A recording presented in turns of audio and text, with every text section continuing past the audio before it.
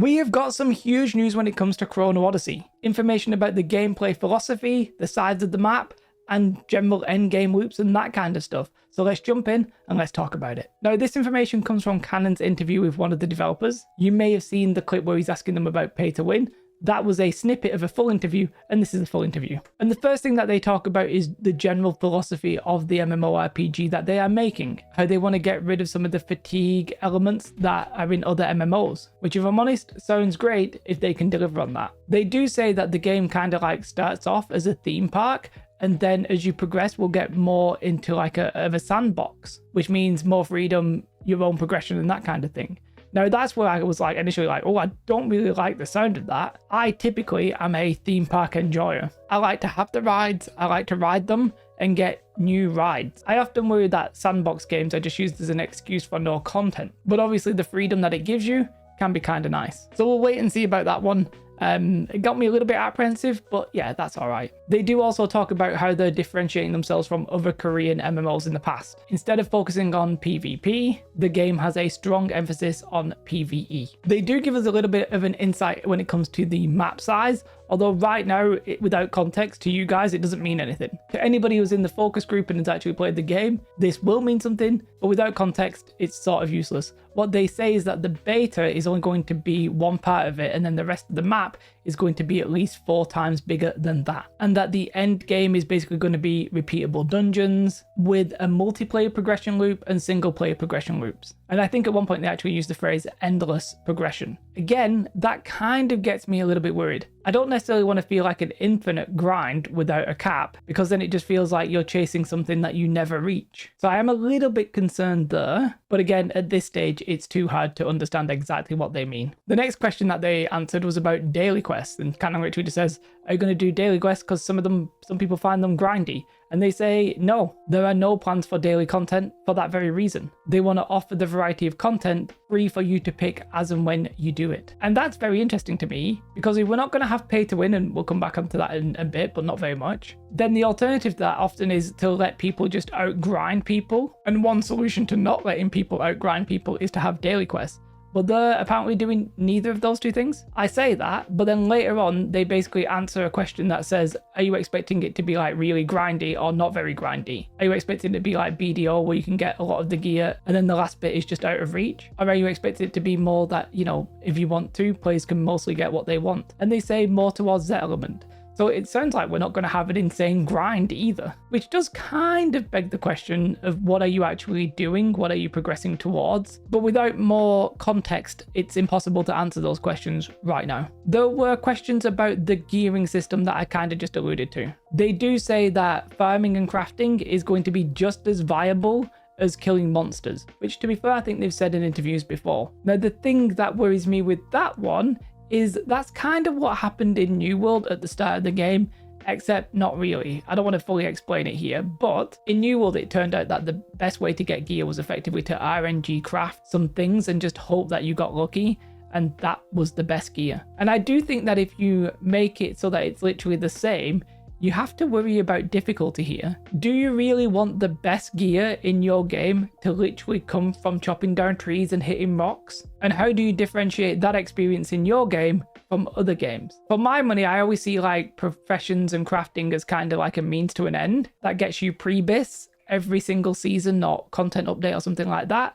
But here, apparently, they're going to be treated with the same level of power, which is definitely a choice. And again, we'll have to wait and see how that one plays out. It sounds like there's not going to be like extreme items, like an item that will drastically affect your power. And they're hoping that that will encourage diverse builds amongst the players as well. They do again reiterate here that they're hoping to not really have a grindy experience, which, as I said, it sort of sounds like my personal favorite kind of game, right? No pay to win, no dailies, no grind. The question is, do they actually achieve it? Because that's going to be the important thing. And then there's a big question about what they're going to call enhancements. You'll know this honing, maybe in other games. You'll know what we mean by this if you played any kind of Korean game.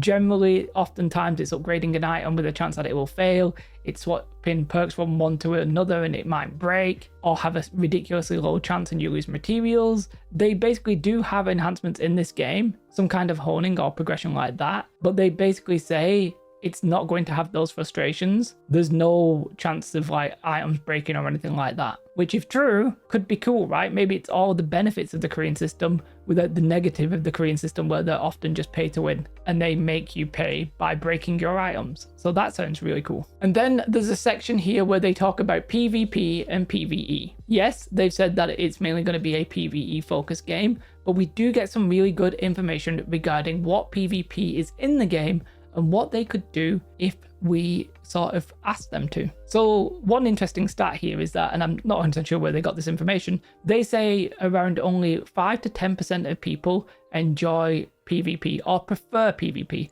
I suspect there's a lot of people who actually like both, but they say they've decided to focus on PvE for that reason. And the PvE content, by the way, is going to be 10-man raids, 5-player dungeons, gathering and crafting, all that kind of stuff. And they picked 10 because getting a big group can be a pain in the backside. I think 10 is reasonable. I've played raids with 10, 20, they all seem okay. 10's a nice number because it's not too many, but it still feels kind of more epic than a normal fight. I like 10, I might prefer 15 or 20, but 10's decent. And then for PvP, we kind of get the name of the PvE-VP mode, which I think they're referring to as Eden. Eden appears to be a 3v3 with a boss in the middle, and they did kind of imply that they expect players to possibly participate in this. Not all players, but it's something that will progress your character from what I can tell. It's going to offer some valuable rewards. And then they said there's going to be what I'm effectively going to refer to as a lawless zone, a PvP area of the map. Yes, you can flag up and duel and stuff like that, but there's going to be an area of the map where you can PvP if you so choose. And whilst there will be stuff in there, I don't think they're anticipating everybody doing that. So I don't think the rewards will be like critical to your progression. That's the way I interpreted that. If I'm wrong, then I'm wrong, right? But that's the way that I interpreted what was presented. And by the way, Canon actually got that, I think, professionally transcribed. What a legend. You should definitely check him out on YouTube and Twitch. They do give a little bit of a potential dangling a carrot in front of the PvPers. If there's enough feedback for maybe like a 3v3 arena or 5v5 arena, then they might add it. That's what I would personally like. Just a 3v3 or 5v5, or even ideally for me, like a 5v5v5 capture the flag kind of vibe. That would be absolutely bliss, because it's just the kind of content that you can log in for a couple of hours, do, have fun, then go and do some PvE when you've got a bit more time. I like that. I hope they add that. Whether or not that's enough PvP for you, it depends. But the majority of people, apparently, they say are PvE. And you know what? I kind of believe that. I think that we basically have a vocal minority when it comes to PvP enjoyers. I think they're the people who are generally on YouTube, on Twitch, commenting on videos. That might not be you, but I think there's a large portion of people who are going to do that. Like if you're a hardcore PvPer, you're way more likely to be that kind of person than like somebody just chilling playing the games on their couch. So I think it's a vocal minority. So do Chrono Studios. They also then move on to reiterate that the game can basically be played on your own or in a multiplayer group. There's different kinds of loops. Whether or not they're going to try and force you into a multiplayer at any point sort of sounds like no, right? That doesn't seem to be the point. And a lot of you are going to be like, is it really an MMO if that's the case? Well, yeah, I think so. I personally think that there are a lot of people who like to simply be playing mostly alone, but around people. I'm not one of those people all the time, but I am sometimes that person. Like if I'm going to log on for an hour, I'd rather do that, but I also would like to group up and do content at some point. You know, it depends on my mood basically, but that's what they say anyway, that there's going to be kind of single player and multiplayer if you want it. As for trading, this sort of goes to progression a little bit here. There is going to be a auction house or trading post, but there's no personal trading, because that's often one area where bots and gold sellers tend to come in and do their business. They'll just trade you the gold directly. If you have to do it on an auction house, maybe that's not possible and maybe it's easier to spot. And maybe items will actually have a bracket of gold, so it's not like you can buy one leaf for trillion gold. So that could be very interesting when it comes to bots and gold buying. There is also a question about the UI. Apparently, I say apparently like I didn't play it, but we have to go with that ruse, okay? Apparently, the UI was a little bit awkward, and they say that that's because the game is effectively designed for controller first, which I know some of you are going to be a little bit angry, but what he says is that if the game works on controller, then it's very likely it will also work on mouse and keyboard. And I mostly agree with that, apart from the fact that Canon's basically implying that it didn't work that well on keyboard and mouse. So what are they going to do about it? Obviously, they are going to do some fixes and changes and stuff like that. I think one of the things that he mentioned directly was the party UI or getting in a party, something like that. One thing that has happened before is that Korean developers I've seen with like Chrono Odyssey, very often responsive to feedback. And Canon goes on to say that there was a call with some of the focus group testers where it was the Korean devs, a translator, and then the focus group testers. Couldn't possibly be staying up till like 2 a.m. to get into that. Can't talk about that. But yeah, Canon was like, it's nice to see Korean developers, you know, actually reach out. And then the developer was like, that was a very emotional moment for me because I saw people actually enjoying our game and interacting with some of the choices that they made and stuff like that. There was a question about resource management and more specifically competition for resources. Like if you are a gatherer crafter and it's not a PvP game, then going over to like an area to farm and there being like 50 people and all just trying to chase and get the same node can be a massive pain in the backside. And he basically says, well, this might still be the case, right? In the beta, that might still be the case, but in the actual game, because the game world's going to be much bigger, all these resources are going to be like spread out. They're going to be available in different areas. So effectively, we are aware of this, but don't worry about it. The actual gaming experience when it goes live will be a little bit different because you've only experienced a small part of it. So keep that in mind when you actually get to play on the 20th. There was a question about a minimap and Canon was like, I did a poll and only 6% of people prefer having no minimap. Are you going to add one? And the developer, whose name, I'm sorry, I'm not even going to try and pronounce, so I'm not even going to say it. But he was like, I also prefer having a minimap, but we decided that was too much UI clutter and we just don't want it, basically. Which is fair enough. I'm personally indifferent to a minimap. It's possibly cool. Is it a little bit immersion breaking? Maybe. You have to spam M to try and look where you're going. That's actually been happening to me in Dune. So yeah, maybe not. I don't know. I'm indifferent to that one personally, but maybe you're not. We then get onto the thing that has been kind of controversial that I've already made a video about, which is the monetization and what the studio is under. Very quickly, they said that there's no pay to win. However, in interviews and stuff like that, they've actually said that there's going to be convenience. In my opinion, convenience effectively is a form of pay to win, but I'm not going to get too hung up on this. And I do think they should have mentioned convenience in the interview, but I'm not going to get too hung up on this because I think everybody's definition of pay to win is varied. It's very reasonable that the Koreans don't see pay for convenience as pay to win, and it's just a communication thing. Either way, I expect pay for convenience that will be pay to win. I just don't think that's going to be in the same bracket as something like Throne of Liberty where you're buying gear. What you are going to be doing is buying bag space, character slots, that kind of stuff, okay? As well as a battle pass, which I also think is pay to win. But I don't have a problem with these cultural differences, and I think most people won't really have a problem with this if the game is good. There's then another question where they say that they're a completely different legal entity from NPixel, but it appears that there's the same CEO who runs or is the head of both. I don't really care too much about that. I suspect that this is being done for, well, let's just say it outright, probably some kind of financial incentive on their part or somebody's part. But that's complete speculation. Nobody truly knows the motives at the moment, and I don't really care about it. If the game's good, I'll never care about it. If the game's bad, then I still won't care about it.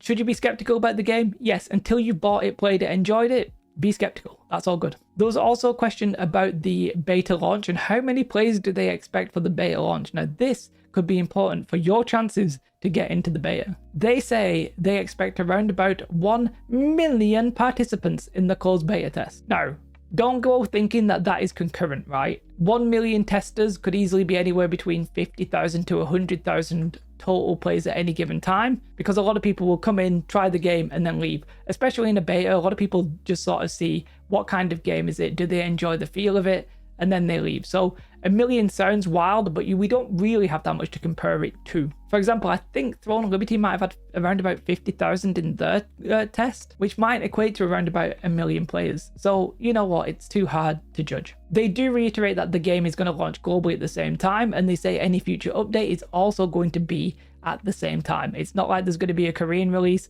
and then a Western release. They are doing it together, and you know, all signs point to that. Apparently the UI is already in English, and I think it might even be made in English first. So that's all part and parcel of the experience. I think it's going to come together, and that's great news. I know Ion 2 is not doing that, and I always think that's a little bit jank because by the time it comes out in the West, it's all solved, and yada yada. There was a final question about the launch date, and they reveal absolutely nothing because they're not going to say when it's coming at this point. There was a little sneak peek in one of the shorts that it was coming in 2025. I mean, I still don't know if that's the case. MMOs typically get delayed.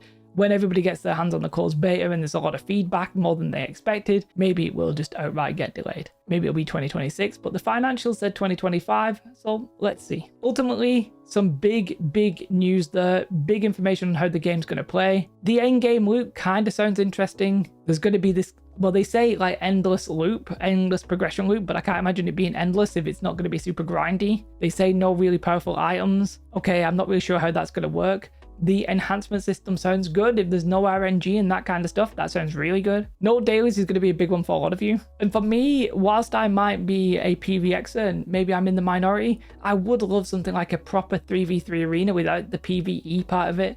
I would love maybe like a 5v5 capture the flag or 5v5v5 capture the flag. 3 teams would be really cool. I think if you start getting stuff like that, you start really hitting the vibe for a lot of people. And the PvPers will probably be satisfied by that. Especially if they have like a free-for-all PvP zone. That could be really cool as well. Some big news, big news. I'm excited. Are you excited? Let me know. Obviously, you're right to be skeptical. If you are skeptical, the proof is in the pudding. But if we take them for what they say, then I think this is exciting. Let me know your thoughts. Have a most beautiful day. Like and subscribe. Goodbye.